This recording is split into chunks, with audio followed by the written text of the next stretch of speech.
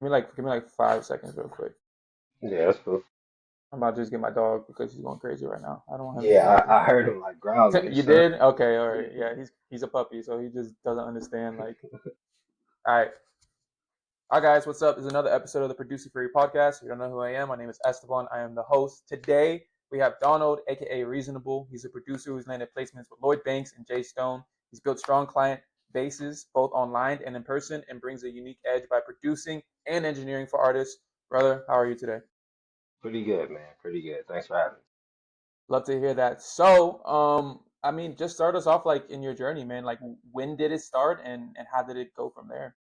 Yeah, so I mean, I've always been into the music stuff, you know what I'm saying, just in terms of like the producers and who was making the beats. Like I remember as a kid, whenever I would like get a new album, I would always like look through the credits and look like to see who produced what. You know what I'm saying? Even though I didn't know how to make beats at the time, and I thought it was the most fascinating thing ever. So fast forward to shit, 2010. Um, that's when I started. uh, primarily sample based. You know, that's just based on what I was coming up on. You know, this was in the middle of the blog era, which is my favorite era of rap, like as a whole. So my sound still reflects that today. And yeah, man, back then, you know, it wasn't really no loop makers and nothing like that. At least I didn't know any. So you had to do everything yourself. You know what I'm saying? Mhm. If you was clicking from scratch, you had to do all the sounds, you know, and you didn't have nobody sending you samples. At least I didn't have anybody sending all this other stuff. So yeah, man, that's why I really cut my teeth. You know, when I was a kid, I was messing around with like MTV Music Generator and shit like that, but I didn't really start taking it serious until about 2010 when I was like, you know what, I should learn how to do this. So that's where it started, and starting on FL Studio, still on FL Studio to this day, and that's not gonna change. Nice. Yeah, no, FL is like the backbone. I think I don't know if it's a certain like generation of producers, but every producer I've spoken to, FL like for life for sure, you know? Yeah, Um, yeah. so what was that initial like when you were starting off in 2010?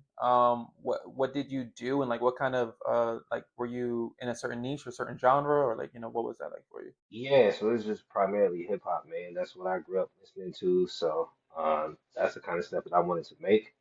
So, and, you know, growing up, like my household wasn't really musical in terms of like people know how to play instruments and stuff like that. But just in terms of stuff they was listening to, you know, I wanted to bring a lot of that stuff back and like actually flip it. So, that was the fun part for me.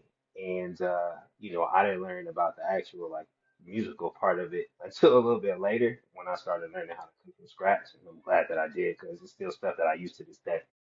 Yeah.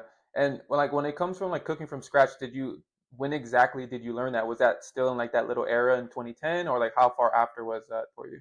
I say probably like 2012 is when I started like trying to learn how to cook from scratch. Because before it was just like, oh, let me just find how to sample and chop it up and loop it and whatever. But then I was like, you know what? I should start doing this other thing. And that was like harder for me because I have a musical background. I don't know how to play. I Yeah. still don't know how to play. So in terms of music theory that I know, it came from a junior college course and a music theory for dummies book that I still have. So. That's hilarious. But yeah, it's just a lot of practice, and I'm not the greatest at it, but you know, I do okay from time to time. Well, going into like 2010 and 2012 when you were sampling and then learning just how to make your own sounds, Mhm. what was that like grind for you? Was that when things start picking up or like were things going slow for you as a producer and what did the day-to-day look like? It was pretty slow at the time. I didn't really have anybody rapping on my beats. Now that I look back on it, because they were whack as hell. I thought they were Yeah. good at the time, but this shit was not good. So it was pretty slow. I didn't know anybody. And I ended up moving from Los Angeles to the Bay Area in 2011. So that was like right in the middle of that time. So, you know, I was up in the Bay Area still making beats, but I didn't really know anybody. So it was hard for me to connect with people locally. So it Yeah. was definitely a challenging time. And it was kind of just one of those heads down, just kind of cooking shit up on the regular because I didn't know what else to do at the time. Yeah. So were you thinking early on that it was going to be a career for you or like what was that development in your mind? Not, I mean, I was hoping. You know what I'm Mm-hmm. saying? Like Yeah. that's what I wanted. But my mindset at the time was way different. And honestly, if it would have happened back then, I wouldn't have been ready for everything that is required to do this shit. Mm, Like I would have flamed out. I wouldn't have made it. So I'm for kind of sure, glad it didn't happen then because now I know what not to do. You know, I know the kinds of things that I'm looking for and the kind of things that I want. And these are things that I didn't know back then. So if I would have gone on back then, I would have fell off. I wouldn't have made it. I already know. Just my for mindset sure. wasn't where it needed to be. For sure. Yeah, I don't. I think a lot of people don't realize that like if it's not now, then maybe it's not the time for you. You know what I'm saying? Yeah, yeah. So I mean, then walk through that process because some people quit and then come back to it, or some people try to stay consistent. Like, what was that like for you? Did you stop at one point, or did you keep going? Yeah. So all the way up until 2015, you know, I was grinding, bro. 2010, 2015, it's like five. I mean, 6 years, but five, whatever. Yeah, I was grinding, bro. And then, you know, I stopped in December 2015. That's when my first daughter was born. I remember I was at the hospital, like waiting for her to come out, and I was supposed to do a Red Bull Big Tune showcase that night. And I had my flash drive in my pocket. You know, I was at a hospital in the East Bay, and this event was in San Francisco. So I remember thinking like, you know, I guess I'm not doing that. But Yeah. uh, at that point, I kind of knew that it was it for me. Just one, because I was getting a little jaded at the time with how things were going, 'cause nothing was happening at the time. And then two, like, you know, the relationship that I was in at the time was terrible, and that really affects like everything Yeah. else that we got going on, especially creatively. And then the third thing was I wasn't generating any money from it, and then I just had this baby, so I was like, all right, I'll put that shit on the back burner and just start focusing on real life.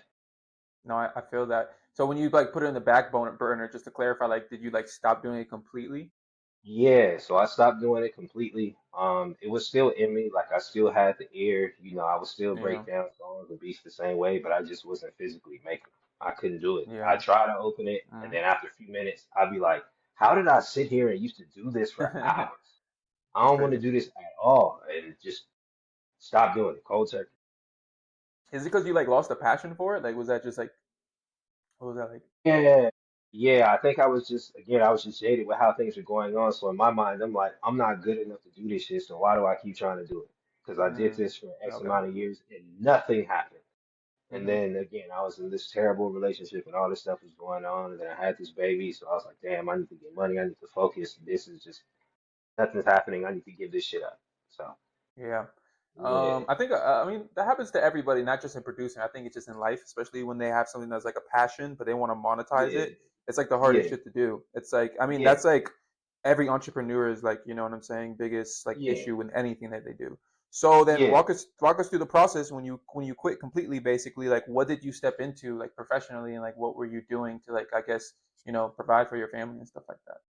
I was working in tech. You know, I had a regular job as a technical recruiter, so that is what was paying the bills. But interestingly enough, what ended up taking that time when I stopped making beats was fighting. So I ended up joining a gym, and I started training Muay Thai. And then initially it was just like something that I wanted to do a few days a week because the gym was close to the job that I worked at. But then I started going like Hmm. 5, 6 days a week and was there for That's hours crazy. at a time. Then I started doing privates with the instructor, and it's like shit. I started getting good at it. Then I started like training to compete. Nice. So that beat making time, yeah, I had 6 fights. Ended up 4-2. Like it's still in me. Like you know, I still got it. I still can move. I just don't do it competitively because I'm too old at this point, man, and I can't deal with somebody in their mid to late 20s trying to knock my head off. Like I'm cool. And getting prepared for those fights is really difficult. It takes a I lot out bet. of you. So I I bet. just didn't want to do that anymore. So that's kind of what I stepped into when I stopped making beats. It's like Yeah. it slotted in perfectly. Did any of what you were doing, like the technical recruiting and like the Muay Thai, did it ever like come into effect when you started producing again? Like anything that you learned, or is that just something completely separate? Um, I think in terms of the Muay Thai, it definitely shifted my mindset because that was where I learned that how good you get at something comes through repetition because I had no fighting background whatsoever. When I stepped in there on that first day, I didn't know whether I was southpaw or orthodox. I didn't know whether I should have my left foot back or my right foot back. I started with my left foot back, and then my partner was holding the pass. I kicked him in the balls, like it's terrible. Like I didn't That's know crazy. what I was doing. But then it got to a point where it was like, well, if I want to really get good at this shit, I just gotta stick to it. I just gotta suck for a while, and then it'll start clicking, and then things will start getting easier, and these fights will start Yeah. slowing down for me. So that's how I approached it, and definitely just that kind of stick with it mindset is Hmm. what got me to a point where I started competing. Like I walked in that gym with no experience whatsoever, and by the time I stopped going, I had 6 fights. So it was That's like crazy. it was pretty crazy to see, That's crazy. and this was over the course of like 5 years. Yeah, So over the course of 5 years, because you stepped away 2015, and then five yep, years later, did you get back into the producing? And then what was yep, that journey like? yep. We had COVID into my Sure, you're good. so everybody was in the house thinking about life, and uh making beats was something that I wanted to get back into at the time, but I had been away from it for so long that I just wasn't sure. Once everybody was on lockdown and everybody was kind of stuck in the house, I started thinking about it more because I was working remotely, so I had a lot more time at home. So then I was like, hey, like I should, get back to this. Um, so those thoughts started getting like louder in like the summer of 2020, but I didn't officially like start making beats again until January of 2021. So I was like, let me just start at the beginning of the year and let me just go from there. Yeah. Interesting. So getting back into the process, because earlier you mentioned at one point in time you tried doing it and you were like, why? Like, I don't know, you kind of lost the sense and the passion for it. So Yeah. did you immediately like dive right back into it, or was it like slow build, kind of like the Muay Thai? So I kind of just jumped back into it because I'm like, I've done this before. I used to sit here and do this all the time. Let me just try to, let me just make it happen. But it was a disaster. I couldn't remember any of the shortcuts. Like I couldn't remember where things were. I couldn't remember the names of stuff. So it took me just way longer to do anything. Even though I jumped back into it, it was really frustrating at first, and then I started questioning it. But I'm like, nope, this is the same thing that happened on Muay Thai. This is the same thing that happened. The first time that I was doing this, you've done this before. Because before I quit the first time, like I kind of started figuring out my sound, but I didn't stick around long enough to develop it because I stopped. So once I picked it back up, like that was kind of what I started building off, but it was a little bit outdated. So I Hmm. just had to listen to a lot of what was going on, pay attention to a lot of the stuff that I liked, figure out why I liked it, and then start incorporating that stuff into what I was doing so I could be up to date with the time. Yeah, yeah. Especially coming, that's like a 5 year, 6 year difference. Like music changes a lot. Like it's Yeah, insane. Especially yeah, hip hop. Yeah, especially hip yeah, hop. So yeah. like, did you have a plan? Was the plan like get good at making beats again and then start selling it, or just start selling it immediately, or you're just doing it as a hobby? Like, was there like a specific plan for you when you were getting back into it? Nah, the goal when I came back the second time was to make something of this shit. Because it was like, you know what? I gave up for 5 years, 6 years Yeah. already. I got that Mm, shit out of my system. If I'm coming back, I'm coming back because I'm gonna really do this. I'm not coming back just to, make it a hobby again. I'm coming back yeah. because like I came back for a reason. I still don't know what that reason is to this day. I don't know why. Like, I'm Yeah. still here doing this. Yeah. But I looked at it like, oh no, I came back for a reason. So I'm gonna really try to do what I need to do to make it happen. Mm, nice. Yeah. I mean, I think when people start things initially, I mean, who you were obviously in 2015 is not who you were in 2020. I mean, and obviously that came through the specific scenario that you went through. And also, I mean, it sounds like you were also figuring yourself out. I think a lot of people Yeah, are worried about figuring their sound out. yeah, You kind of went like the self discovery route first, which I find funny. yeah, yeah. So when you come back into it, like, what's your plan and like getting clients and like how did you go about that? Real quick, I want to take a brief pause from the episode to share something that can genuinely help you if you're a producer. Most producers spend hours scrolling through Spotify or Instagram trying to find artists that match their sound. The problem is that most of the time, you're searching blindly and hoping you come across the right fit. That's where Producer Fury comes in. Producer Fury's Finder tool helps you discover artists in your specific niche based on how they sound. You can also filter artists by Spotify monthly listeners and Instagram followers. making it easy to find artists that fit the exact stage of growth you're looking to work with. Check out Producer Fury for yourself. Click the link in the description and use promo code ESTE407 to get 20% off your membership. Now back to the episode. Yeah, so before I even started thinking about that, it was just more about just getting good at the shit to the point where I could make the process like repeatable. You know what I'm saying? To the point where I could like on any given day, just on an average day, I could crank out, 3 to 4 beats without it like straining my brain like way too much. Because I know for some people they're like, damn, 3, 4 beats, like every time you sit down, like shit, that's a lot. How you do that? But like I wanted to get to a point where like that wasn't like straining me. So that was the first thing. It was just like getting good at the shit, getting the process repeatable, getting, arrangement templates together just to speed up the process, getting my mix templates together so that it doesn't take me forever to level everything every time I make a beat. Like I could just kind Mm, of throw a template in there, and I know the mix for the most part is going to be decent. It's going to be decent enough for somebody to want to mix to it. Uh, so that was the first thing, and just getting my ear right. Because when I came back, like I thought that my sound was like popping. And then I started like listening to what was going on. I'm like, whoa, mm, nah, I need to work on this. So that first year, I wasn't really that focused on getting clients. I was just more focused on like trying to figure out my sound and also networking with other like producers around me because when I came back, uh, they had these things called loop makers and sample makers.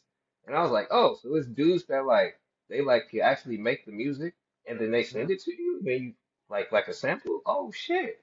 Like this is mm, cool. So then what I started doing was I started networking with really good sample makers that were around the same level as myself, just in terms of not being known and looking for other producers to work with.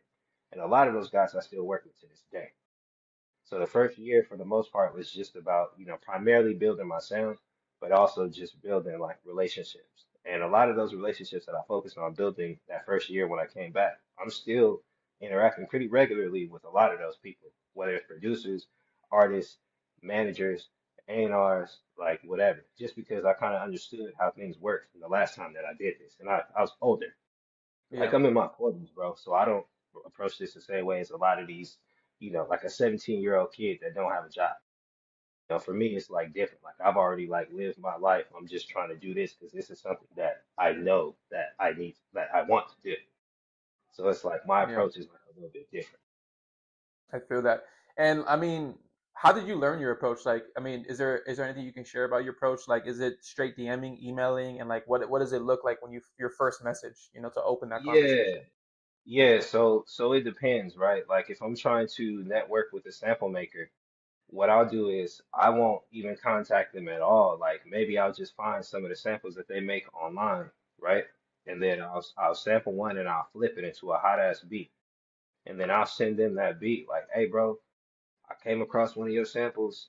It really resonated with me.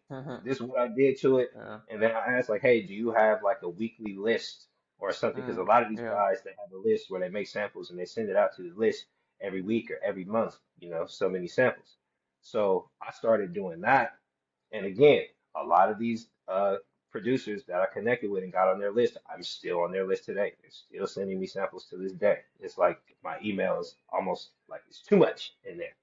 So that's like a good problem to have because again, these are not samples that are on Splice. These are not samples that are on these other sites. These are people that I know personally who don't really have a name but are super talented and they like what I do with the shit, so they send it to me. Yeah, yeah, So, I mean, are you build your relationships, you know what I'm saying, and then you kind of, yeah. go about Oh yeah, building, yeah, yeah, yeah. And then, so my thing is this, a lot right now, especially, like a lot of producers are always worried about like YouTube and BeatStars and building yeah. that up. Like, does that come into play for you, or is that something you don't even look at?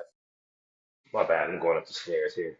Nah, you're good. So in terms of YouTube, I didn't. I'm gonna go sit outside right here, and I'm not gonna be moving. I promise. So in terms of YouTube, I've tried the YouTube route numerous times. Uh, Uh-huh. it just hasn't really worked for me all that well, just because I don't know. I can't figure out the algorithm. Like I Yeah. feel like I gotta think too much in terms of every single post that I make. And then the biggest issue for me is I never know what the beats I make. I never know who they sound like. So like you know how some people they have ASAP Rocky type beats, and they can crank them type of beats out all day and upload those. For Mm. me, I get to the upload screen and I'm thinking like, damn, I don't know who this sounds like because when I cook, I don't cook with like a specific artist in mind. I've never been one of those artists where it's Yeah. like, oh, I make J. Cole type beats or I make Drake type beats or whatever. Like I just make what I think sounds good. So it'd be hard for me to label the beats that I make as a certain type when I upload them to YouTube. So I don't really focus on YouTube too much. I do have a page. There are beats up there, but they're like old. And then I do have a BeatStars. Um, I do focus on that a little bit more. I do get a decent amount of leases, on a regular basis, but it's nothing to like really live off of. But I haven't like spent any money on like the promote feature that they have on there, or anything like that. Honestly, I get most of my BeatStars traffic from my TikTok. Interesting. So then tell us, I don't know, walk us through like the process of your TikTok. Like what's it, I mean, what's your strategy on that to drive people to your funnel to go to your BeatStars? Because I think most people do is like they upload to YouTube and funnel that to BeatStars. So I would like to like understand how that works. So with TikTok, I like to just post my beats just regularly. Usually it's just me like vibing to them with a snippet of the beat, and I'll have like a little hook or whatever. And um, I have my link tree in my TikTok bio, and in that link tree, the BeatStars link is like the first one in there. So it got to a point where, whenever I get some decent amount of traction on beats, people are always, hitting me in the comments. Oh, hey, like, where can I buy this? Where can I find this? And I say, oh, BeatStars in my link tree, in my bio. And I get DMs, same thing. People DM me, yo, your beats are fire. Like, where can I check them out? BeatStars. So, uh, and I've noticed that, like, sometimes I'll see somebody like one of my posts on TikTok, and then like a few minutes later, I get a notification from BeatStars that somebody with like a similar name ended up following me. And I'd be like, oh, so they heard the beat, and then they went to my BeatStars, and then they ended up following me. So that's how I know. So yeah, most of my traffic on there, even people that have leased, has come from TikTok. Interesting. I think, I mean, it makes sense, but I think you're the first producer that I heard that funnels from their TikTok to their BeatStars. So then walk us through like kind of like is that how you get your placements? Is it through people like buying your beats from BeatStars, or is that like a whole nother like avenue? Yeah, so in terms of placements, that's something completely different because these are people that I'm Yeah. actively reaching out to. Usually, the people that Okay. buy from me on BeatStars are people that come to me. But in terms of the Okay. placements that I have and the artists that I work with and the relationships that I develop, these are people that I'm actively reaching out to. Maybe I came across one of their songs on TikTok or YouTube or Instagram, or maybe I was working out and one of their songs came up on my playlist and I stopped like, oh, who's this? And then I'll, check them out and then I'll go find them and hit them up. But yeah, usually all the placement stuff that comes from me, like actively reaching out, or sometimes, like I Gotcha. said, with the Banks and Jay Stone situation, um, they both just made posts on Twitter, and I just sent to the email, and they just like what I sent. Yeah. And I mean, how easy was that? Like, did they get right back to you as soon as you sent them a message, or like was there like them kind of dubbing you and you having to reach out again? Because I think the thing what most producers do is they give up after the first message, and that's just like the first step. You know what I'm saying? So, what was your experience like, and like how did you respond to that?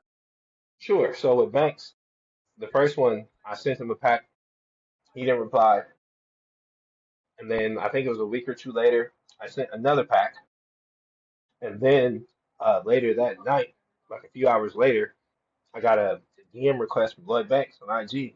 It popped up, and I said, "Oh, nah, this got to be somebody just with the same name or using that Yeah. name or something." And then when I went to go check it, it was him. Oh, you got some heat, brother. That's what he said. I said, oh shit, he must have got those beats. So then, we went back and forth in the DMs for a little bit. I was asking him what he was working on, kind of what he was looking for, and he said he was almost done with the album, and one of the joints that I sent over,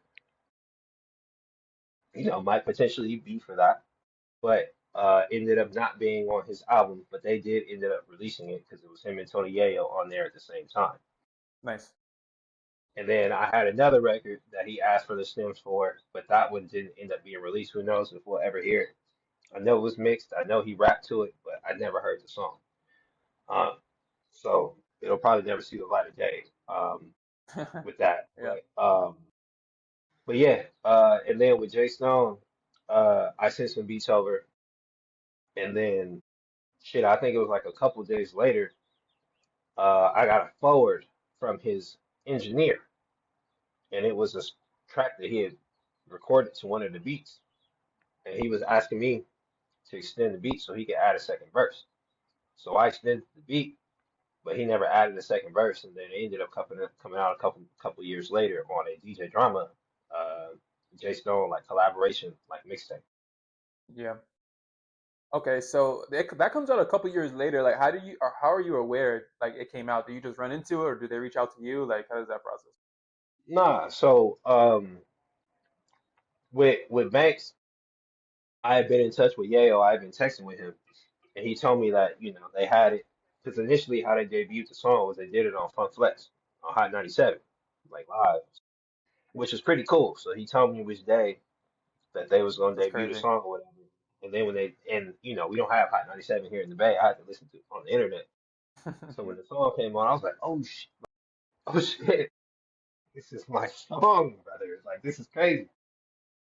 And then yeah, I think within like a couple weeks or like a week later, it was out on all streaming platforms. Lloyd Banks tagged me, and then that's how I gained a bunch of followers. There's a couple artists that found me through that I still work with to this day. Wow. So that one like placement got you a decent amount of opportunities. Hmm. That's crazy. What was the feeling like hearing your beat on a radio? Like that must be insane. Well, I had tears. Yeah, I had tears, and that's when I realized like I could do this shit. I can Yeah. do this. Yeah. No, that's hilarious. So, I mean, talk about like the stages and like where you're currently at. Like, what's difficult for you now as a producer that you think you're still trying to figure out, even though like you've had those like milestones? Getting people to listen. That's the hardest part because if it's not just artists, it's just people in general. Because I drop beat tapes and all that shit too. So Okay. just getting people to listen and getting people to like give me a chance. That's like the hardest part because a lot of these artists, especially the good ones, they get approached by producers all the time. Oh, I got hot beats. I got hot beats. I got beats, and then they send the beats and they be some bullshit. So um, the hardest part for me is like working through that. It's just like I'm at the point where it's like I feel like I have a sound that's good enough.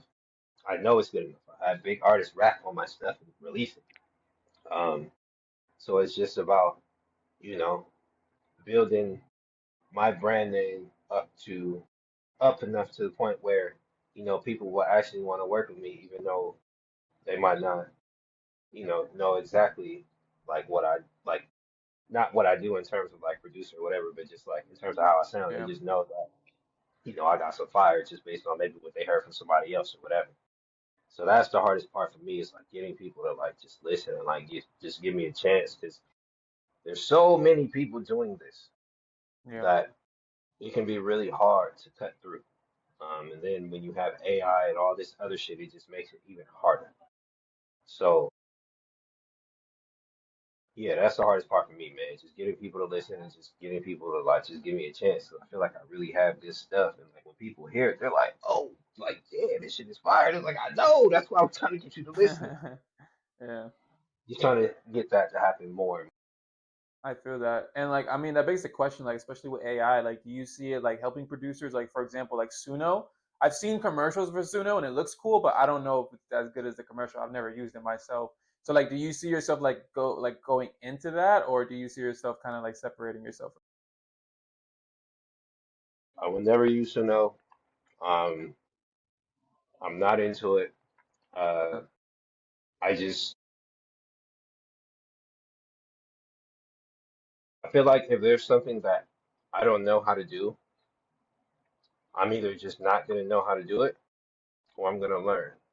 Um, and I just I know there's some really talented people doing some cool stuff with Suno, but I feel like in the majority of situations where I've heard it or like actually paid attention to it, it's just a crutch. It's like, oh, I can't sing, so I had this thing do it for me. And it's like, okay, well, I don't want to hear that shit. That's not you singing. I don't care if you wrote the lyrics and all that other shit. I don't. That's not you singing. You can't sing.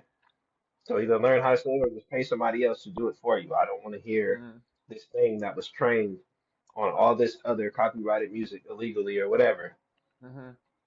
just to like I don't want to hear that shit. So in terms of Suno and shit, like nah, I will never use it. I don't care if producers talking about they getting the most fire samples ever out of it. I do not care. I work with actual humans that I think are some of the the best in the industry. It's just nobody knows them. I'm gonna stick to that.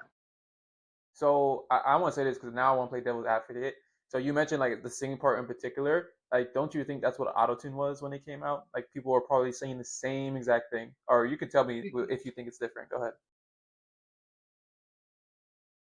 Yeah, it's different because that's an effect. It's not singing for you. You're not typing a prompt in the auto tune and then out comes this voice. You know, you still have to kind of know how to sing to use that shit. And if you can't sing and you use auto tune, it's very noticeable. Like Yeah, yeah, it don't mean that just because you put auto tune on the shit, it's gonna sound good. No, it's still gonna sound like ass. It's just got auto tune on it. So yeah. I don't view them the same way. I think they're completely different. I feel like that's kind of the similar discussion with like the talk box versus autotune. You know, autotune is an effect. Talk box is like an actual instrument. You have to know how to actually play that shit with the fucking with the Yeah. string. I mean the you know Too. the thing in your mouth or whatever. Mhm. Like it's not just so they're different even though they sound kind of similar. Um, I feel like it's the same thing. So yeah, I don't really uh see I don't really equivalate or whatever, however you want to use that word. Like AI and like auto. So right now for you, because I know you mentioned learning music theory and then like kind of quitting and learning a few things from Muay Thai and the technical recruiter role you had.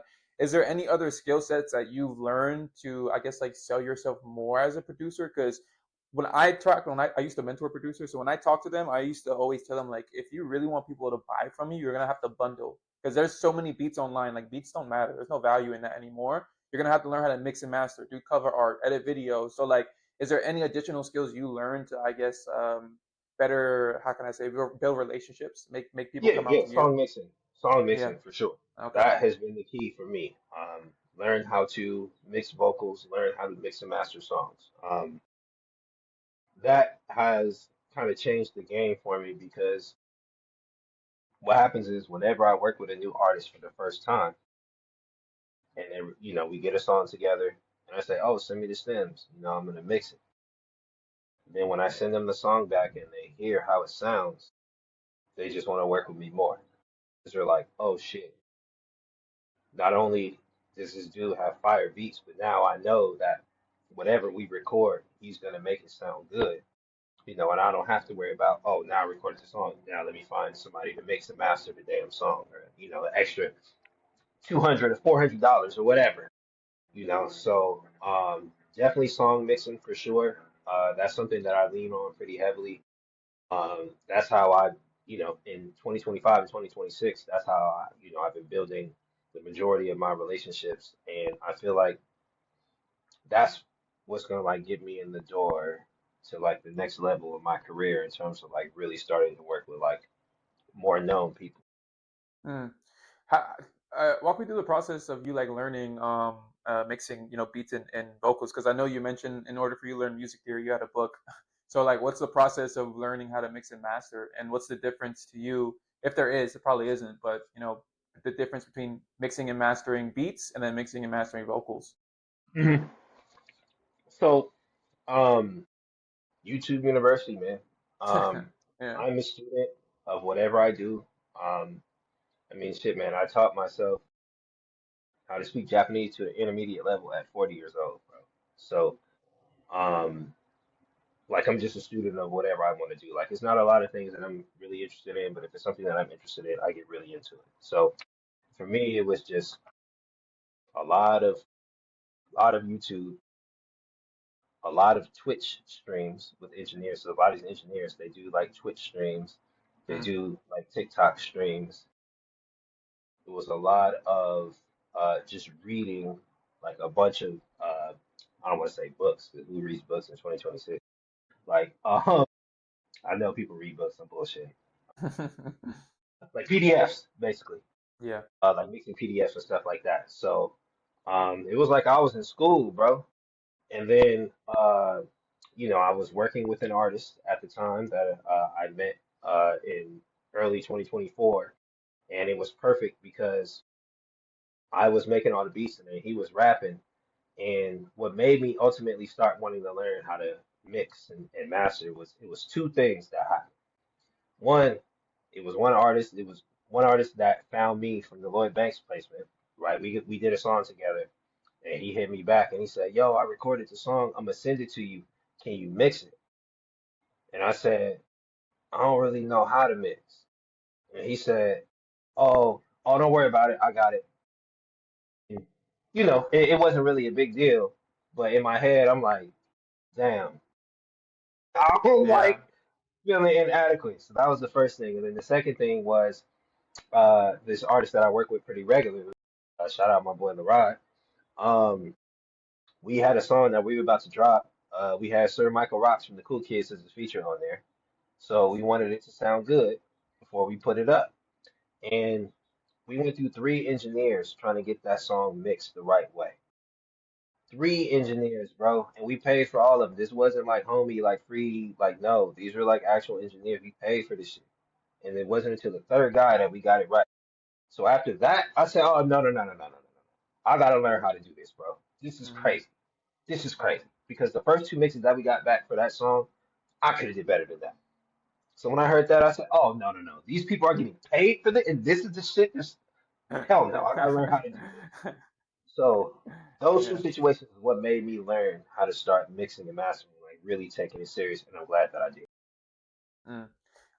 If you don't mind me asking, what exactly was missing from the first two mixes that the third mix had? The first one was loud as hell. Like Okay. I think the engineer, like he was like a little younger dude. I think he was used to doing more like trap music. So Mm, and this wasn't a trap record at all. It was more of like a boom, like a soulful, like boom bap record. And he mixed it like a trap record. So the bass was distorting and the drums were it was just too much. And then the second dude went too far the other way, too soft. The mm, drums were like not hitting, like you could barely hear the bass. And I remember hitting him back with notes like, can you turn this up? Can you turn this up? Can you turn it? Like I'd tell him to turn everything up. So he just was not hitting. And then when he sent back the revision, that was worse. So I'm like, all right, you know what? And then the third guy, yeah. he got the balance right. It was, for one, it was loud as hell, but it was clear. So it Mm, hit, it was loud, the vocals were sitting where they were supposed to, and naturally, I'm not surprised we got the best mix out of that one because he cost the most.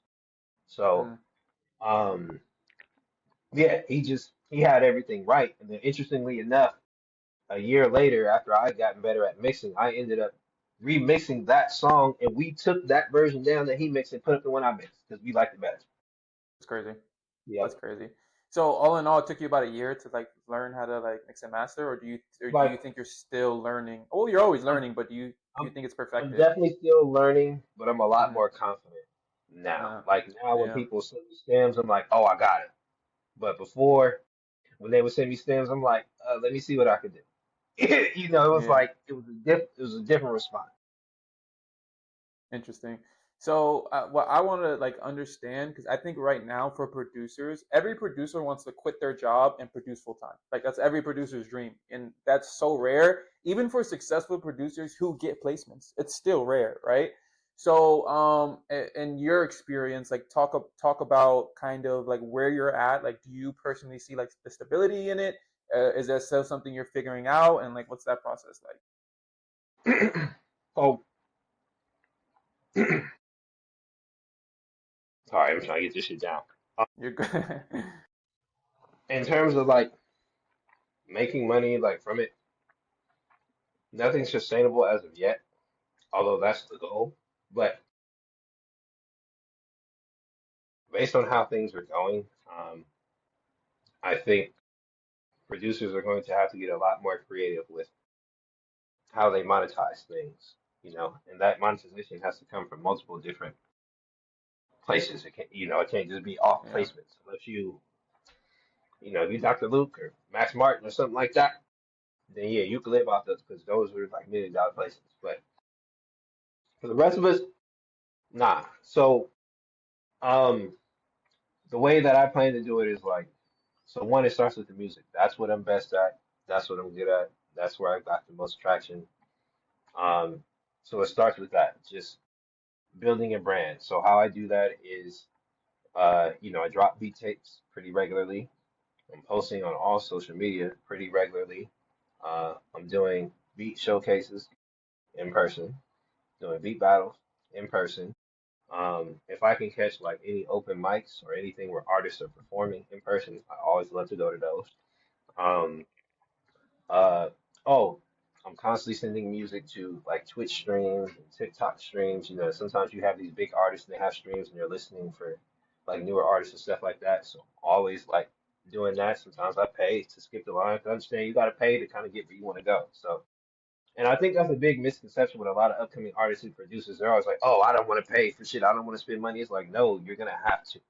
But the thing is, you just have to be smart and strategic about where you spend it. You just can't spend it on everything. Like some things are more worth it than others, but that's up to you to put the value on that and figure that out. Um, for me, it starts with the music. Just want to get the music cool. Just want to, have people really, really like enjoy that sound, and then from there, like I mentioned before, want to grow the You Can't Sit With Us brand. You know what I'm saying? Want to make it to where people want to buy it, but I don't want to sell it. But I want to make it hot enough to where people want to buy it. You know what I'm saying? And then how I was looking at it is like instead of buying it, just have people invest in it, right? Almost like a startup getting VC money. And then just because they believe in this, these VCs, they give these startups money because they believe in what the startup is doing. And then it's up to the startup to do whatever they need to do to, you know, two, three, four, 10x that value to get these people their money back and to increase the value of the brand all at the same time. So I'm kind of approaching this with that kind of mindset. I just haven't figured out how to translate that into music terms because the tech world is something that I know because I was in it for so long. Interesting. So you talk about like different opportunities to grow your brand, whether that's online or in person. But then also like you mentioned your approach and wanting to grow into it's kind of like how VCs invest in startups. So like where did you get that mentality from, or I know you were in the tech industry, so like how exactly did you even like learn that concept? Yeah, so working in tech, working as a technical recruiter. As a technical recruiter, a lot of times you are a candidate's first interface with the company. So you have to be pretty knowledgeable about everything, like across the board, because they're going to ask a lot of questions, especially if these are people that aren't looking for a job. They're just talking to you because they want to see what you're offering. Why should I leave my job to come over there? So, uh, being knowledgeable, uh, just about kind of everything as a whole, is kind of the first thing. Uh, Damn, I was going somewhere with that. Sorry, can you ask your question again? Yeah, I no, had a good thought. I was asking how you learned about like the concept of like Oh yeah, VCs yeah, investing. yeah.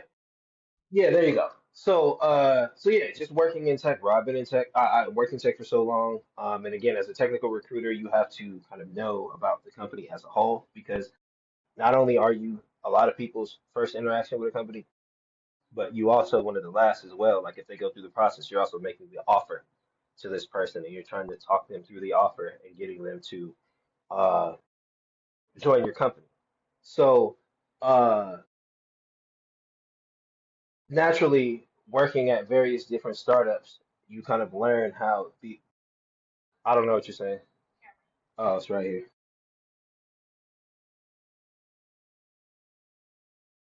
What was I gonna say? Working as a technical Oh, well, recruiter? yeah, when you're working in these different startups, and you're working as a recruiter and you have to be knowledgeable about so many different things, it's like you retain a lot of that information, right? So it's like that's how I learned all these processes, like working at these, and a lot of these startups that I worked at when I was in tech were pretty early stage.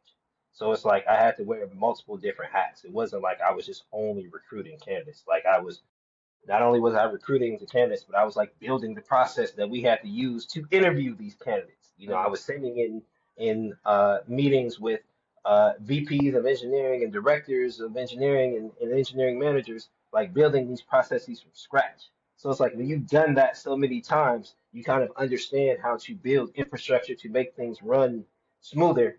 And it's like I take all that experience and try to apply it to what I'm doing now.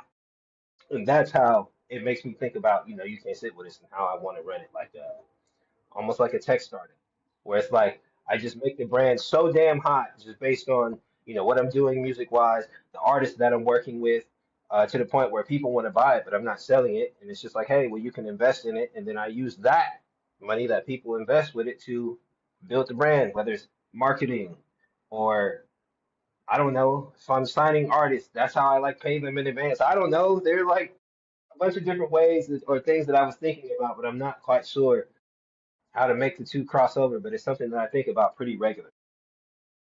So, what was the first startup that you worked at, if you don't mind saying? Like, what was, yeah, what was Zynga, the experience?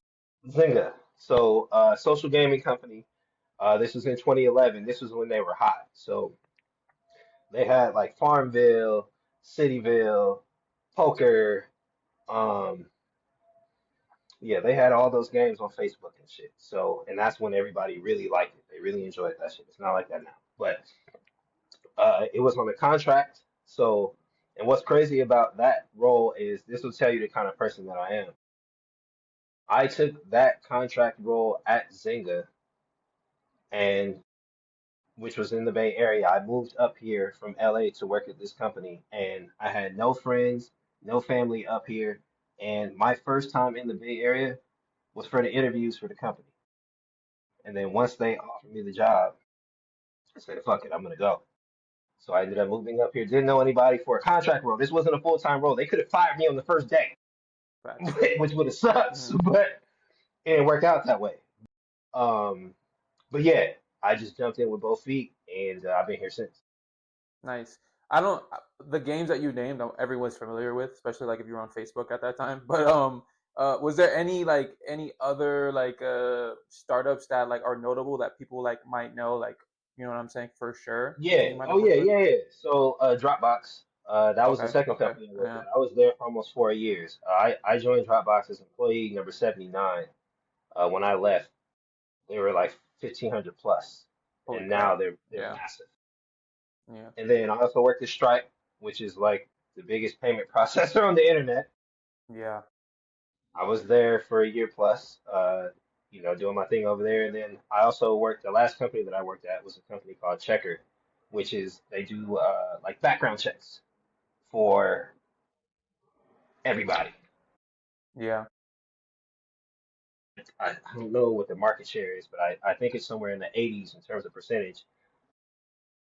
Companies using Checker as their background check vendor. Hmm. Worked at some pretty cool startups, got a lot of equity in these companies, and that's how I'm able to fund my dream, bro. That's how I'm able to do what I do and not necessarily have to worry about some of the other things in terms of finances and going to work every day and all this other stuff that other people. Got you. So a lot of people who are watching this are probably going to be a little bit too young to understand what equity in a company is. So like walk through that process and like what does that exactly mean? Yeah, so equity is basically uh, giving you a piece of the company that might not necessarily be worth a whole lot at that point, but the goal is that you grow, you when you join the company or whatever you're joining, you help the company grow their brand so that that stake that you have in the company, it is worth more and more and more and more and more. And at the time that I was joining these startups, a lot of them were giving lower than market salaries that they should be for whatever position you were joining, but they were giving more equity. So at the time, I really believed in what Dropbox was doing. So I took something like $20,000 less than what I should have in base salary, but ended up getting four times that amount in equity at the current time. Remember, this equity is supposed to grow in value. So it was a no-brainer for me, and I'm glad that I did that because this shit changed my life. I'm still living off that shit to this day. And I joined Dropbox in 2011 and left in 2015 or in 2026. So That's it's that crazy. that shit That's really changed crazy. my life. I find it so funny, like the irony of like the company that basically helped you is the same exact like place that a lot of producers use when they need to send beat packs and stuff like that. Like it's And I crazy use full it circle. every day. I use Dropbox every day to this day, and because I worked at the company for so long, I constantly was getting free storage. Bro, Sick. my Dropbox account is like 500 gigs or something. I'm Bro. never gonna fill it. I'm never gonna fill that up. I'm never gonna fill it. But I That's use it sick. literally That's every hilarious. day. Every time I Bro. export a new Yeah. beat, I don't save it to my computer. It goes to Dropbox. And then when it's in my Dropbox, I copy it to my files on iOS. So I have my beats saved in two places. So I use my Dropbox every day. When I send beats to artists where I don't have an email, because I see a lot of producers make this mistake. Producers, stop doing this. Stop asking artists, like if you get it in with artists and say, "Oh, send beats," stop saying, "Oh, what's your email?" Stop doing that because they're not, nine times out of ten, they're not gonna give it to you. You don't need an email. Put your beats in a Dropbox folder and DM that link. That's all you gotta do. You don't need an email, bro. And if they want those beats, they're gonna hit you back. Because I'm not gonna be like, oh, they're not checking. These artists aren't checking drop. But yes, they are. Yes, they are. So that was one of the things that I used to do a lot actually. When I was sending artists beats through DMs on IG, like I don't need an email. I would just send them a link to the Dropbox folder with their name on it. Say, hey, bro, I thought you would sound good on these beats. Let me know if you want to fuck with any of them. Have a good day. And Yeah. then put a link to that folder and then send it. Like I don't have to have their email for that to happen. I'll get the email later if they like the beats and they reach back out. But if I don't hear anything from them, then just keep Mm. going. You try to make the process real easy, like on both ends. Yeah, Like if they like it, they yeah, like it. If they don't, whatever. But if they do, at least you know what I'm saying you'll kind of start the relationship off yeah, immediately, you know? yeah. Um so I mean that's crazy. So essentially like the equity that you made from these companies have like allowed you to be at home to make beats full time, and it's allowed you to like grow as a producer and figure things Mhm, out. I mhm, think the issue with a lot of producers is like they suffer because they have no job and they're figuring out the producing. Nothing's wrong with that, but of course that journey's long. But the journey's even longer when you're working a 9 to 5 and you're trying to do both. Like you know what I'm saying? Because at the end of the day, like you're exchanging your time, you know, and especially early in your career, your time is always more valuable than the money you're gonna make in anything. yep, Like you know, yep, yep. which is the most ironic part because like I feel like that's what the equity did for you. Like it's kind of like compounded and like you know now you're here today. So I know you mentioned like in the future you want to like invest in building your brand, can sit with us, but I mean in the next like 10, 20 years, what do you see it being like as a whole? Like it kind of sounds like a label, kind of sounds like a publishing company, kind of sounds like all the above. Like you know the next 10 to 20 years when you get outside of producing and you build more of that, like what is that looking like? Yeah, so I want it to be something that almost runs itself. You know what I'm saying? Because ultimately, the goal for me is to sign people, not only just artists. You know what I'm saying? But and not only just music stuff, like videographer, photographer, graphic artists. Like I would, like these are people that I would sign and give equity to, and you can't sit with us. You know what I'm saying? Just so they could Mm, like mess with what we doing. So it's not only just artist, producer. Although, I would approach it slightly different way, a slightly different way that, of course, I would want to like sign artists and do all that stuff. But I would prioritize the producers, and especially like ones that are unknown. You know what I'm saying? And the way that I would do that is I have a whole idea for like a TikTok and Twitch stream that I would do. I already mapped it out. I've got the name of it. I've got the idea for it. It's just about making shit cool enough so that people will actually watch it. They won't watch it right now Hmm. because I haven't done anything, so I don't have a name. But Yeah. um, this is just one of a few ways that I've thought about how I want to grow this. But essentially, I want it to be something that runs itself, and I don't only want it to be like music related. Like I would love to be able to sponsor a kid's AAU basketball team, like inner city kids AAU basketball team that can't afford the fucking, the outfits, the uniforms and shit. Like, you can't sit with us, like that kind of stuff. Mm-hmm. So it's not only just music. There are like multiple different avenues that I want to take this, but I have to make the brand itself cooler before I can start doing that. No, I hear that. No, and things like that, take time, especially with branding and marketing. It's like you got to embed Yep, it in people's brains. yep. But cool. So I usually ask, like, this is the same question I ask everybody at the end of the interview, and my question is, if you can go back in time in 2010 when you were starting off, is there Mhm. anything you would do differently that would help you get to where you needed to be now? Yes, I would be more open to working with other people.